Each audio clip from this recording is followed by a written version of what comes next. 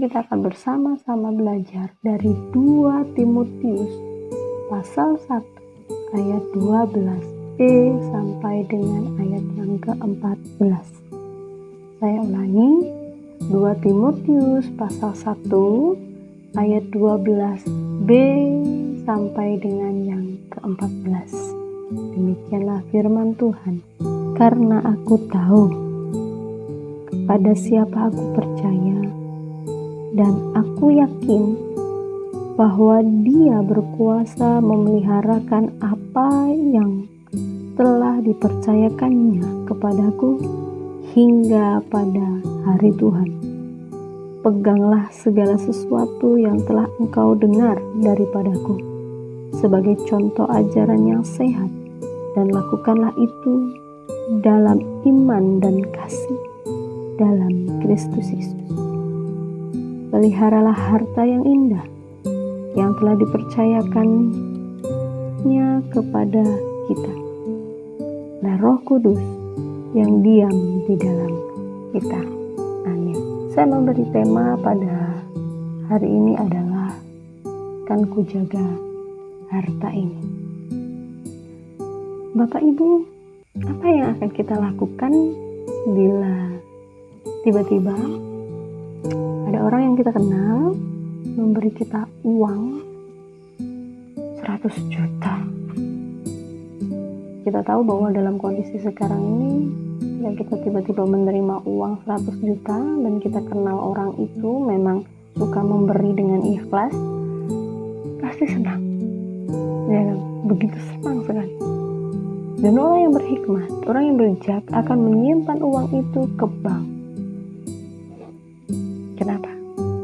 Ketika dia menyimpan uangnya di bank, artinya uangnya aman. Dia tahu bahwa bank itu pasti bisa menjaga, bisa dipercaya.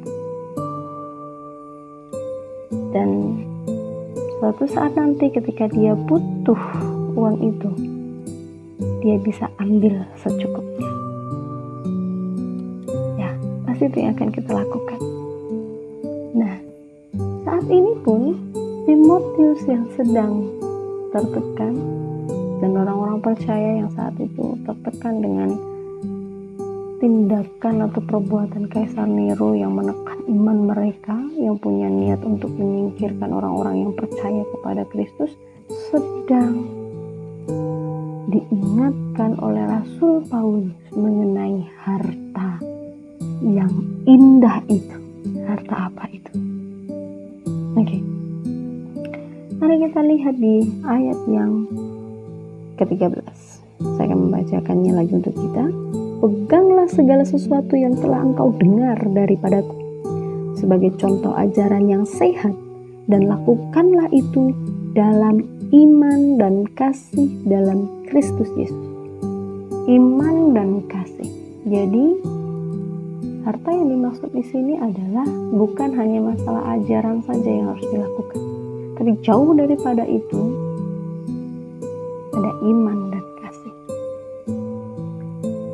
Bukan hal yang mudah di tengah kondisi yang pahit seperti itu. Orang-orang percaya mengaplikasikan ajaran itu kalau dia tidak punya iman dan kasih, kalau dia tidak punya harta yang dimiliki Tuhan, harta yang dipercayakan Tuhan kepada mereka. Harta iman, pistis. Iman di sini adalah suatu kepercayaan, tapi bukan kepercayaan yang dari dunia. Bukan kepercayaan yang lahir berdasarkan akal pikiran manusia. Iman yang lahir dari pengalaman yang bisa diterka, bisa diterjemahkan secara logika. Tapi iman yang dimaksud di sini adalah iman anugerah Allah itu sendiri. Bagaimana Allah terus-menerus melahirkan iman itu dalam hati orang percaya itu. Terus-menerus melahirkannya di dalam hati orang ini. Sehingga orang ini dapat mengetahui apa yang Tuhan kehendaki atas segala sesuatu yang terjadi di dalam kehidupannya. Tetapi istis ini juga digunakan dalam 1 Yohanes pasal 5 ayat 4. Oke, harta yang pertama adalah iman. Iman yang memang Allah sendiri yang melahirkannya di dalam hati manusia, dan itu dilakukannya terus menerus oleh Tuhan. Sehingga manusia itu memiliki pengetahuan yang benar akan Allah dalam setiap rencananya. Yang kedua adalah harta kasih. Kasih di sini adalah agape. Ya, sudah tahulah kita agape. Kasih yang ilahi. Kasih yang selalu memberikan yang terbaik untuk orang lain. Sekalipun orang lain itu tidak membalasnya dengan baik. Sekalipun orang itu tidak meresponnya atau bahkan tidak peduli. It's okay. Tapi karena dia tahu apa yang dia lakukan itu adalah yang terbaik untuk orang yang dia kasih. Kasih agape, kasih yang mengutamakan moral. Kasih agape adalah kasih yang penuh dengan niat baik. Kasih yang penuh dengan kebajikan. Kasih yang ilahi. Kasih yang memang selalu mengutamakan pihak lain. Bapak Ibu sekalian, inilah hartanya, iman dan kasih. Harta yang tidak semua orang bisa miliki, harta yang tidak semua orang bisa jaga dalam waktu yang lama. Dipikir penak kopi, percaya pada Tuhan dalam kondisi yang pahit, corona gak hilang-hilang, kon mengimani Tuhan berkuasa, mengasihi orang yang sudah menyakiti, ngomong ke kita yang jelek-jelek, memfitnah. Lah penak kopi, itu tidak mudah. Karena ketidakmudahan inilah Tuhan mau kasih harta ini kepada orang yang dia percaya. Iya toh? Karena ketidakmudahan ini juga Paulus memberitahukan kepada Timotius bagaimana caranya menjaga harta itu dengan baik. Satu, dia bilang bahwa dalam iman dan kasih, di ayat 13, dalam Kristus Yesus. Dalam Kristus Yesus artinya bersatu dengan Kristus. Dalam menjaga, kita tidak bisa sendiri. Kita harus manunggal dengan yang punya kasih itu, yaitu Kristus Yesus. Yesus yang punya kasih itu harus tinggal dan hidup di dalam kehidupan kita. Begitu pula kita pun harus ada di dalam Kristus. Menjadi satu. Aku dan Kristus menjadi satu. Sehingga dalam menjaga itu kita bisa sehati sepikir, seia sekata apa yang harus dilakukan, sehingga tidak bentrok. Itu satu yang harus dilakukannya agar harta itu dapat kita jaga dengan baik adalah menunggal dengan Kristus, bersatu dengan Kristus. Yang kedua, di 14 katakan di ayat 14, peliharalah harta yang indah itu yang telah dipercayakannya kepada kita oleh Roh Kudus, diam di dalam kita. Roh Allah selalu membantu kita dalam menghadapi banyak tantangan. Roh Allah itu adalah roh yang diam, tinggal, menetap di dalam hati dan pikiran kita. Dan tidak hanya itu, dia hidup di dalam kehidupan kita. Jadi tidak hanya diam saja, tapi dia juga hidup. Artinya dia punya kendali di dalam kehidupan kita. Nah Bapak Ibu, sama seperti ilustrasi yang tadi saya sampaikan di depan, bahwa ketika kita punya uang 100 juta, kita akan taruh itu di bank. Kita percaya dengan paham bank itu